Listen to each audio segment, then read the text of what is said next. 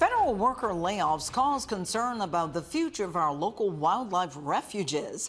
Good evening, I'm Cynthia Arsenault. Over 400 U.S. Fish and Wildlife Service employees were terminated on Friday.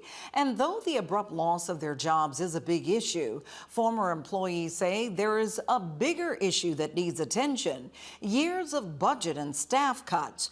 KPLC's Morgan Babineau reports. I had from noon to 4 to pack up all my stuff, send out all my emails, get everything wrapped up, and I was done. On Friday, in the middle of an unrelated meeting with the public, Mackenzie Klein-Peter was invited to meet with her bosses. That's when she and 5 others were notified of their layoffs. Klein-Peter was responsible for addressing concerns with oil and gas companies and their impact on refuges, maintaining the wildlife there, and hosting community outreach programs across Southwest Louisiana's 3 wildlife refuges. Though her sudden unemployment is a shock, Klein-Peter says she is more concerned for the future of these refuges.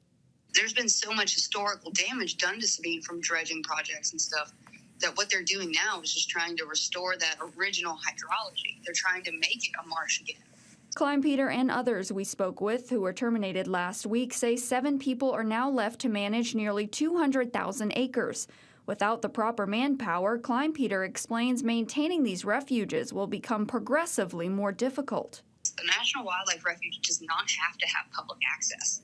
It doesn't have to have boat ramps. It doesn't have to have fishing areas. It doesn't have to have anything. But they do because it provides a service for the public. But if there's not people to maintain it, then you don't have those things, and the public can't go enjoy them, and they'll be closed off. On Saturday, the Southwest Louisiana National Wildlife Refuges Complex announced all upcoming events would be canceled, garnering much concern from the community. We were doing homeschool day on the refuge once a month that were having 30, 40 kids show up to learn about the environment and learn about the ecosystem. I went to Magnice, and I did talks at Magnice. I went to different outreach events. We were supposed to be, the refuge was going to have a presence at all of these wildlife festivals and different events across Hackberry and Sulphur through Calcasieu and Cameron.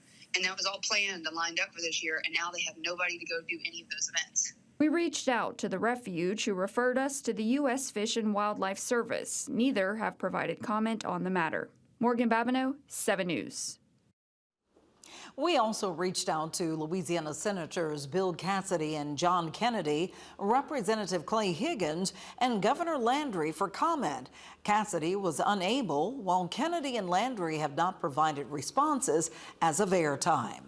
Congressman Higgins told 7 News in a statement, quote, "When I was a deputy, our night shift of under 7 men handled the whole parish."